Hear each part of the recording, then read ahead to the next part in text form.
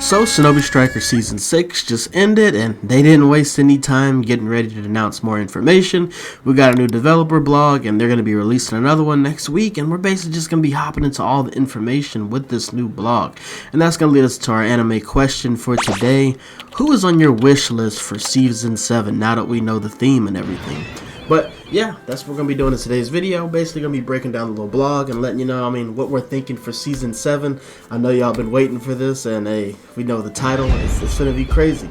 But we're going to go ahead and just get into this video. So if this is something you think you might be interested in, make sure to like, comment, subscribe, turn the bell, do all those nice things. And let's go ahead and hop straight into this video. So along with the dev update, they also released the Steam Imp from the second Mizukage. But we'll be hopping into that in another video, so stay tuned for that. You know we're going to break that down. But when we actually get into the developer blog, some of the key things that we're going to be starting with, the first thing is going to be continuous support. So when you see from the blog, it looks like they're saying basically they're not giving up on the game yet. They're going to continually be trying to balance it and make this game better. So things aren't going to be finishing after Season 7, and there's a possibility of another season, or at least them giving us jutsu packs to get this game to keep going. The next thing we'll go over to is some gameplay balances. So basically what they said is they're not going to just nerf jutsu in order to make the balance better. They're going to check it like high usage jutsus, kind of like how they did with Uchiha Shuriken, and make balances to those, but for the most part they're going to try to buff jutsus that aren't really used. So unpopular jutsus are going to get changes, and they're also going to make weapon adjustments to weapons that are a little bit overused or underutilized to make it a little bit better. And then hey, I know y'all been ready for this, man. Range types, y'all got a buff. They gonna buff y'all, and they put it in the blog. Basically, they're saying that they're gonna increase the attack power. That way, range types can actually, snipe people down from a distance. They're gonna make it where it's easier for y'all to finish people off, and also, it's just gonna make it easier also for y'all to attack from distance. So maybe, they might add a little bit more staggers in there. And also, one of the key things is they're gonna give y'all more secret technique for using ninja tools. So this really does increase the potential of the Crimson Star. There's really no telling how much charge you're going to get from using this tool now. It's going to be pretty crazy to see what range types are going to do with these new balances. We move on to the next thing is going to be some new items. So they already display some things that we already know we're getting, which is going to be the double fire cannons, also the Tonari outfit. But the thing that's really interesting is the Naruto Top 99 weapon. So the key thing about what they say here, because they're talking about how they had the poll and all those things, but one of the key things in that sentence about who they're giving a hint about who the weapon's going to come from, it says those two, which is very strange to me because it says the weapon those two are holding, which it would mean that two people are holding one weapon, or maybe it's like a pair. But in the picture, there's only one pair that's where there's two people holding a weapon. But I'm thinking these are going to be either, there's a possibility that's either going to be Kakashi and Sakano, basically his dad, which is the sickle and whatever weapon that his dad's holding.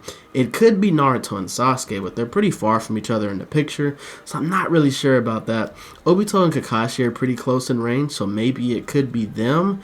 But I'm thinking more than likely it would be kind of whack if they did both of the Narutos, because it says those two, and if you look at both of the Narutos, they're both holding that Naruto 99 staff. Both of their hands are on it, him and his shadow clone. So they could be making a reference towards that. That would kind of seem a little bit Shinobi Strikers to do something like that. But I'm holding out since we already know that we're getting nunchucks. I believe it might be the weapons that you see Might Guy and Rock Lee have, because like I said, those two sentence is making me think that it's a pair and probably a dynamic duo, and we're getting both of their weapons, and they make sense since they're together. We know, Rock Lee, Might Guy, they're like the perfect pair. But let me know in the comments, what do y'all think? Which weapon do you think we're going to get from this picture? I'm very interested to see what they're going to do with this.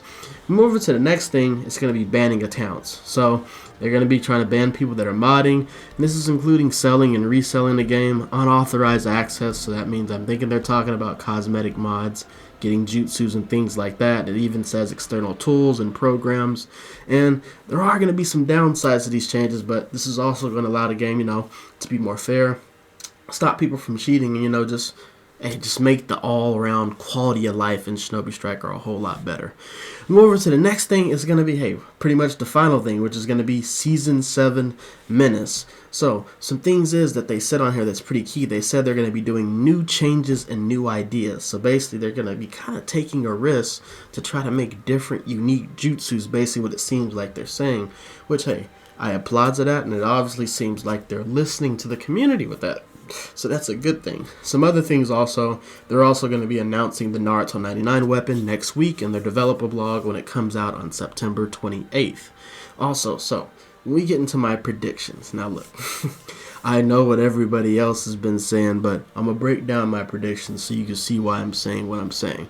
So when we go off of some of the past DLCs and the past season passes we've had right now, so recently the Healers recently just got a DLC, which was Kaguya number 36. Range types haven't had a DLC since Tamari, which was DLC 30, so it's been 6 DLCs for range types. Defense types have only waited 2 times because Minato came out as number 34, and attack types recently got a DLC with Obito, which was number 35. So this is still going to be controversial, but I'm thinking for Season 7, I know how hard range types have been starving. I don't think range types are getting 2 DLCs. I think this is literally why they announced the balance patches and all that stuff. To try to cushion the blow that they're finna give range types, because they're still not just finna have them eating like that.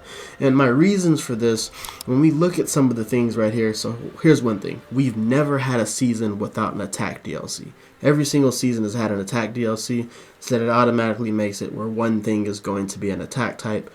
Healer type just recently got something, so I'm predicting that Season 7 is going to be 1 attack type, 1 range type, and 1 defense type.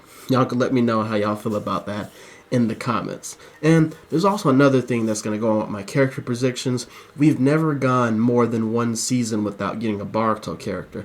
The last time that we really went a full season without getting a Boruto character, I believe, was Season 1 pass, but it never goes more than 1 season. And here's the thing, we didn't get any Boruto characters last season, so there's a high possibility that they're just going to go ahead and give us one in this season. And that's where we're going to get into our actual predictions. So when you look at the word, it says that's menace. So when I did a decent amount of research, I looked this up, I went deep with it. When you look up menace, it says a person or thing that is likely to cause harm or a threat. So I mean, there's a lot of people that were threats. They're always so vague with these themes that they want to do. But when I think of menace, you know I gotta put this one that I just recently did a DLC concept over, and it's my boy Danzo. We have to have Danzo. He was a menace.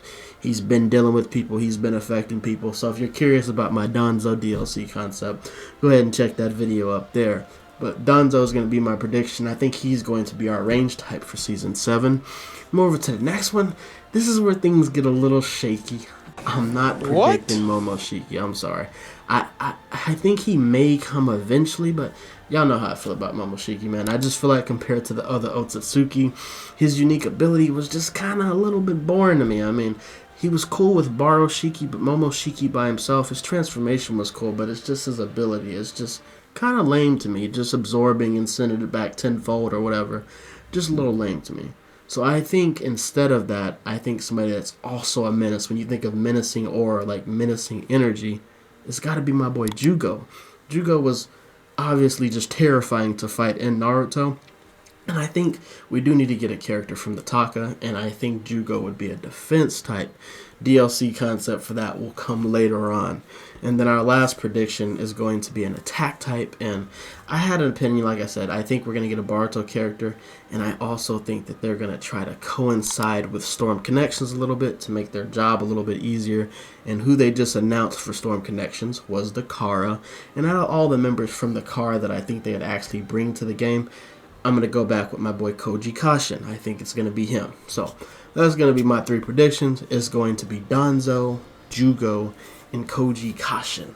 So let me know how y'all feel about that in the comments. I know y'all are not going to be happy to hear that I'm still not believing in Momoshiki. I'm taking that to the grave until I am ready for Momoshiki to come.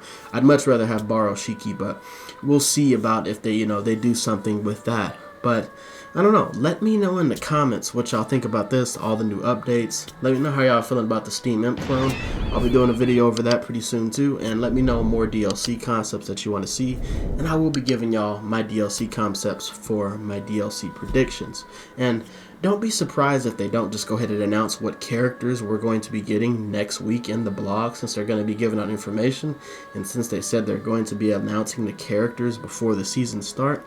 So that's why we went ahead and got our predictions in now, so it could be set in stone. But I hope y'all have a good day. Thank y'all for tuning into the video, man. And I'm going to see y'all in the next one, man.